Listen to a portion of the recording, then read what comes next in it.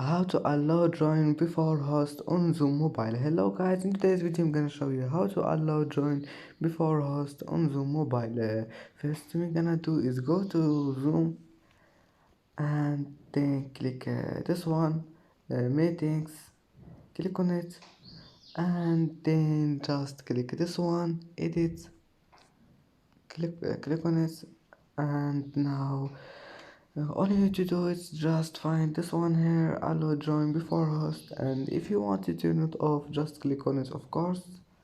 And as you see, allow join before host has been turned on, and if you want to turn it off again just click on it, and just after that click save, and it will be saved. And that's it for today's video.